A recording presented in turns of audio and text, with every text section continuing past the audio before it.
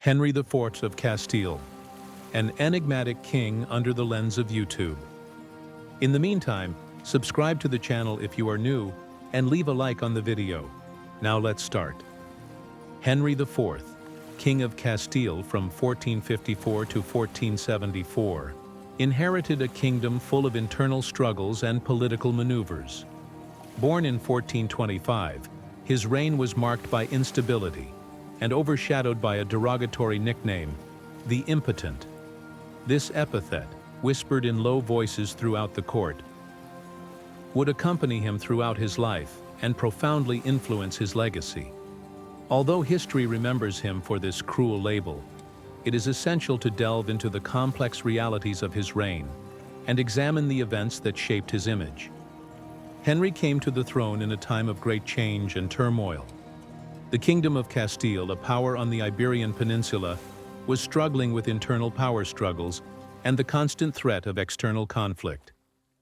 The nobility, eager to expand their influence and possessions, continually challenged the authority of the crown. Henry, perceived by his detractors as a weak and indecisive ruler, found himself in the crosshairs of these opposing ambitions. Despite the difficulties, Henry was not without merit. He was known for his piety and his attempts to maintain peace in the kingdom. However, his efforts to appease the nobility often failed, fueling the perception of weakness. His personal life, especially the scandals surrounding his marriages and the legitimacy of his heir, provided further material for his enemies and contributed to the growing discontent. The question of Henry's impotence, though widely held and readily accepted by many, remains a matter of historical debate. Was he truly incapable of fathering children, or was he the victim of malicious rumors spread by those who sought to undermine his authority? The answer, as in many aspects of history, is probably more nuanced than the simple label that was attributed to him.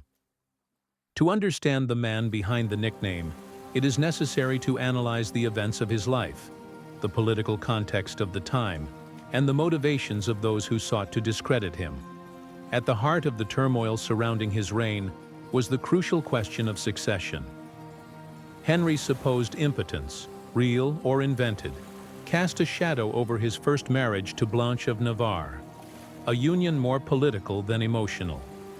The marriage quickly deteriorated amid rumors of the king's inability to consummate it. After 13 years and under pressure from the nobility, it was annulled under dubious circumstances, further fueling suspicions about the king's virility. Eager to have an heir, Henry remarried to Joanna of Portugal. This initially promising union was soon overwhelmed by scandal.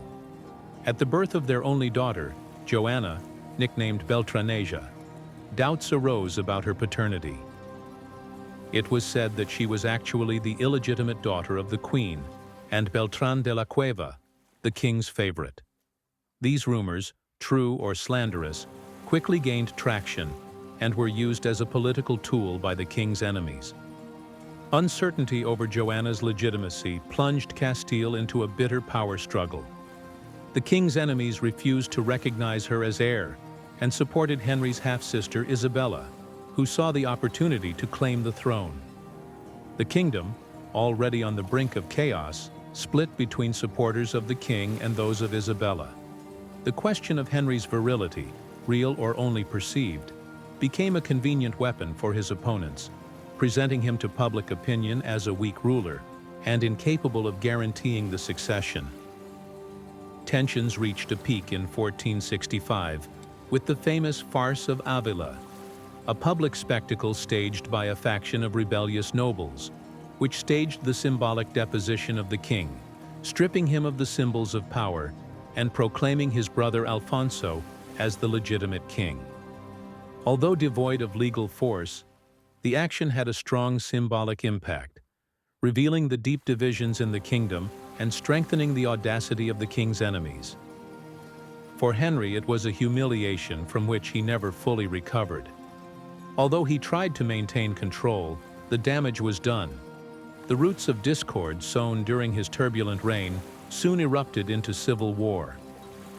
The death of Henry IV in 1474 marked the beginning of the War of the Castilian Succession.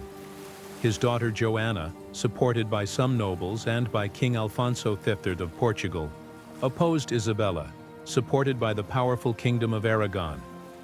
After 5 years of war, Isabella emerged victorious, consolidating her role as Queen of Castile and laying the foundations for the unification of Spain under the Catholic monarchs. Henry's legacy remains a matter of debate among historians. Was he truly a weak and ineffective king, or a victim of circumstance and an ambitious nobility? The truth, as is often the case, probably lies somewhere in between. Henry undoubtedly faced great challenges, but he also had qualities. He was a devout Christian, a patron of the arts and learning. Yet the cruel nickname of the Impotent continues to obscure his achievements and to shape our view of his reign. The question of his manhood, real or defamatory, has become inextricably intertwined with his historical memory. Enrico's story is a warning about the destructive power of rumors and labels, even when unjust. It reminds us that history is often written by the victors, and that even the most powerful can fall victim to whispers and innuendo. Henry IV's reign, though marked by turmoil and controversy, offers valuable lessons on the complexities of power, the fragility of reputation, and the enduring influence of perception in shaping historical memory. That's all for today. And what do you think of Enrico? Let me know in the comments.